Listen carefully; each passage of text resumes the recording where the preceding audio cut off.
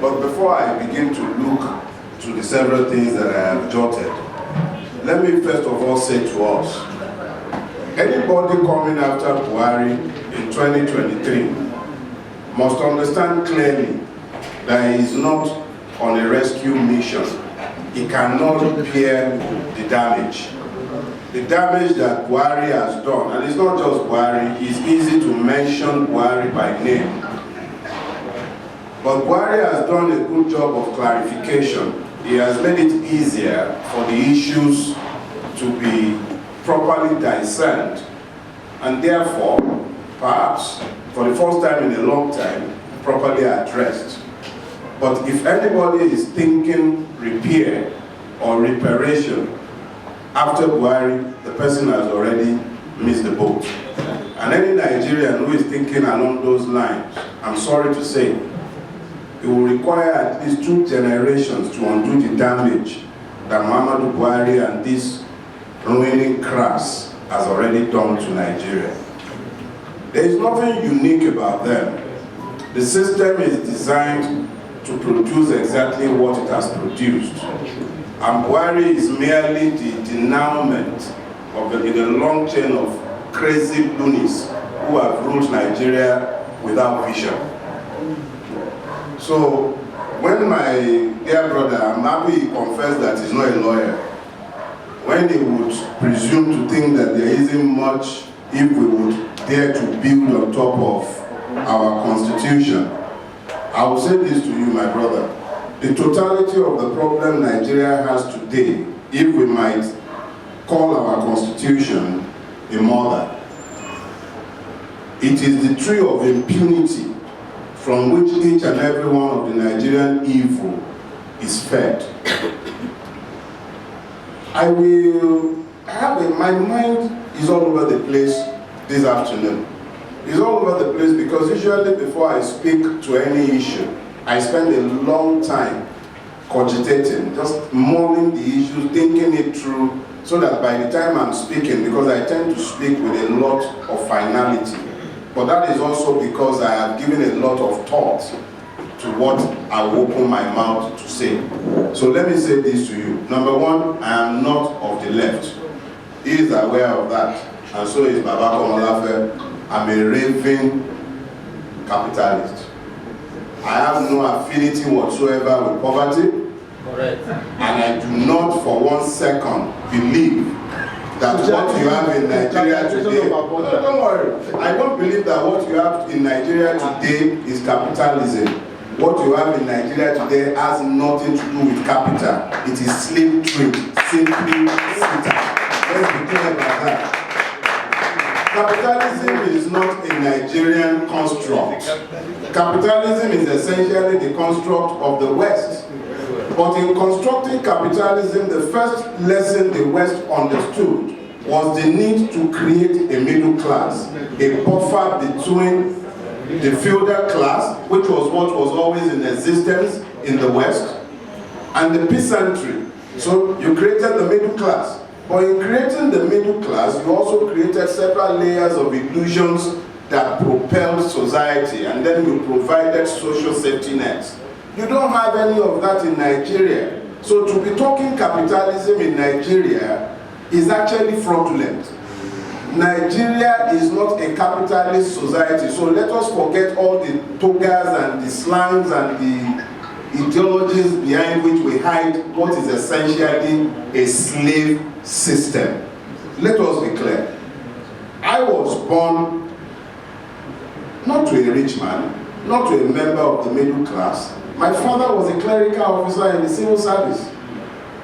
But I was born into a country with a functional system. As he pointed out, in the First Republic, or at least even before the independence of Nigeria, when self-governance was allowed, men brought ideas to the marketplace and people bought into these ideas. And by sheer powers of the ideas and visions of those who presume to lead, if you must lead, you must have a destination in mind behind which you are mobilizing the people. Awolowo had vision behind which to mobilize, and he did so. He harnessed He harnessed the human and material resources of the people. The people bought into the vision which was clearly communicated to them, and they followed. So there were visionary movements. They were not revolutionaries. He had socialist pretensions, and he anchored his programs on that. But there were visions behind which the people were mobilized. Today, what we have in Nigeria is a situation where, one, the law does not rule in this country. The law do not rule in Nigeria. Let's be clear. It is the will of men that rules in Nigeria. When you have the will of men ruling, you cannot have a democracy in that space. You cannot have citizens in that space. What is citizenship? If you don't have equality either before the law or in the treatment that you will expect to receive from agencies of the law. There is nothing like equality in Nigeria, and you blindly refer to yourselves as citizens. A policeman will enter this place, turn his gun on anyone, and he'll tell you even before shooting, I will kill you, and nothing will happen. That is the rawest form of impunity strutting around in daytime. And you call yourselves citizens. And you call what we are in a democracy. It is difficult to diagnose, or rather to treat, if you continually misdiagnose the problem. Nigeria is not a democracy. You are not citizens. Nigeria is governed essentially by impunity. A man's will. Let's see, these things are simple. I think it was some English Kaliwa, he calls himself Lord Acton. He goes absolute, he says power corrupts. And then he goes on, absolute power corrupts absolutely. He's a liar. He should have ended that sentence at power corrupts. Just stop there. The purpose of power is to corrupt. And that is why each time the law gives a power, it limits the power. It sets the limits for the use of the powers that it has given. When a state is unmoored to laws, and you have given powers by law, which are not anchored to law, but to the interpretation of the person who is expected to use the power, that is not the rule of law. That is the administration of impunity. You go to a police station and you find pre-signed search warrants, pre-signed arrest warrants. They're talking about orderly the other day. How many orderlies go unreported? How many citizens are routinely stopped, arrested, killed? But you then begin all this episodic noise making when one of the ruining crash falls victim of the same system of administration of impunity that they also pretend. So what if she's a justice of the Supreme Court? She's just another Nigerian.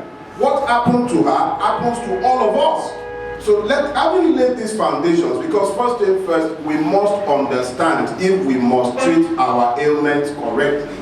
We must understand what we are treating. If I had malaria, and you went about the task of treating dysentery, you're wasting your time. We speak all the time about unity amongst the left. It's not just unity amongst the left. Let's talk about these things first. There are always revolutions within revolutions. If you are truly revolutionary, you must also come to the place where you embrace the fact that each person within that revolution must have the freedom to choose. So if they must have the freedom of choice, you must be willing to take your ideas to the marketplace of ideas and be willing to find coalitions with those who share the broad ideas that you are carrying with you.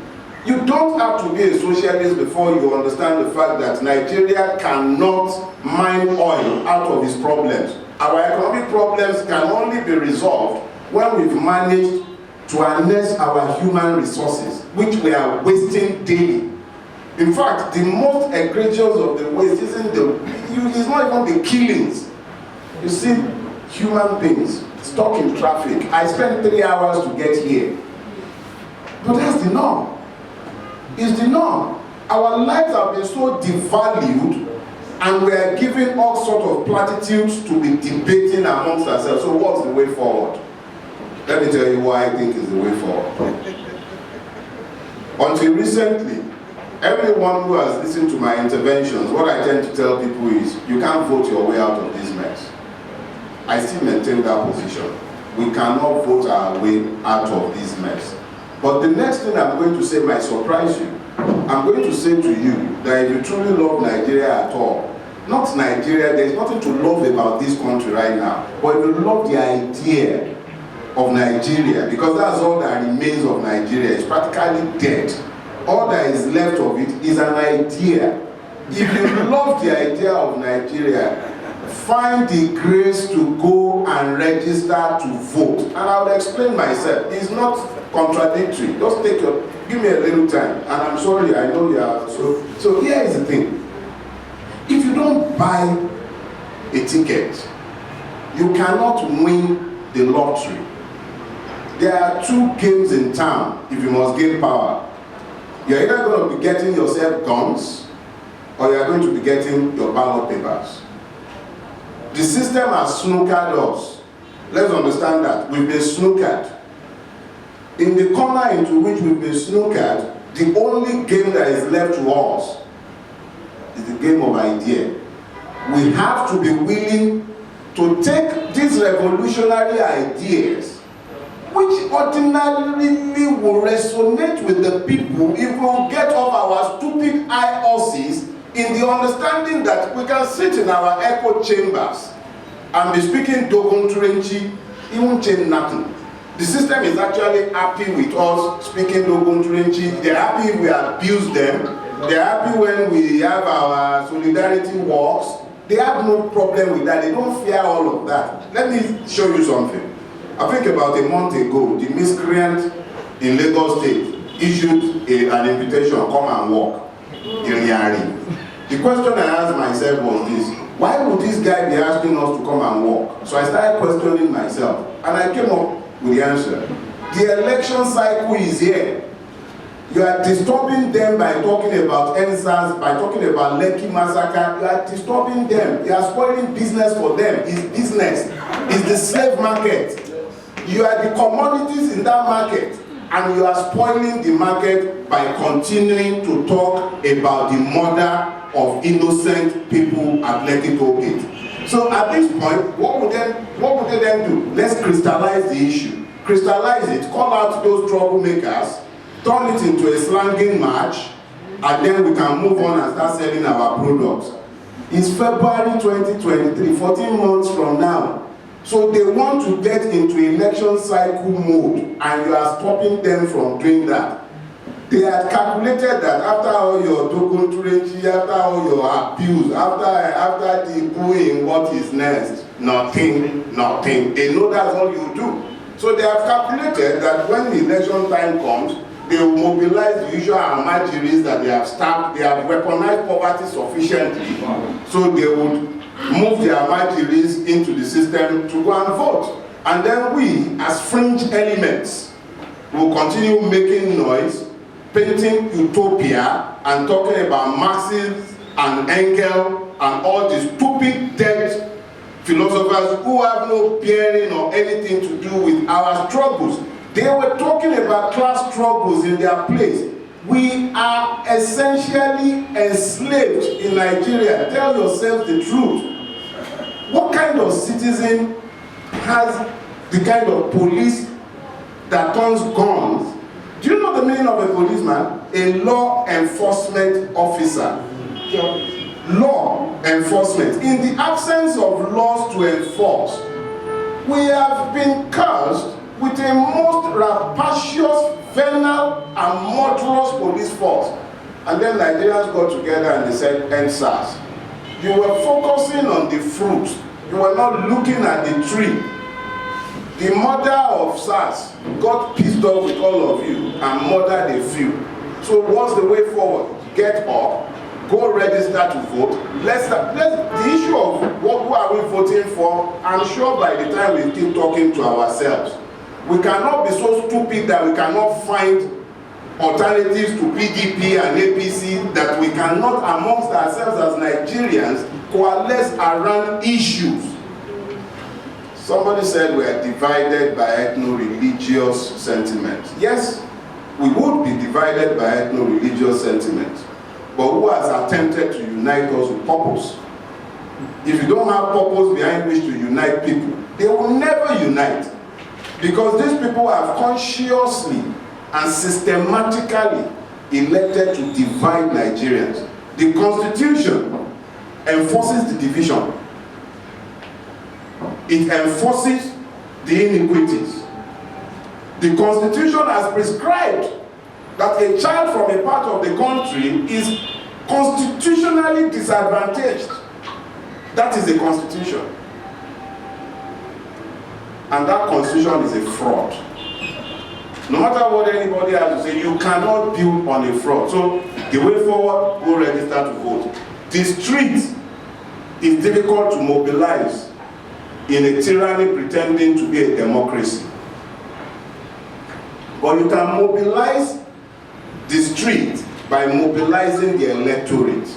Mobilize the electorate behind a plan, and then mobilize yourselves, unite yourselves behind a plan. Put that plan to the Nigerian people and give them the opportunity to say yes or no to that. Your own challenge is to unite yourselves behind plans. Then give that to the people. Then dare them, with or without electronic transfer, dare them to steal the vote. Nobody reads for an unpopular candidate.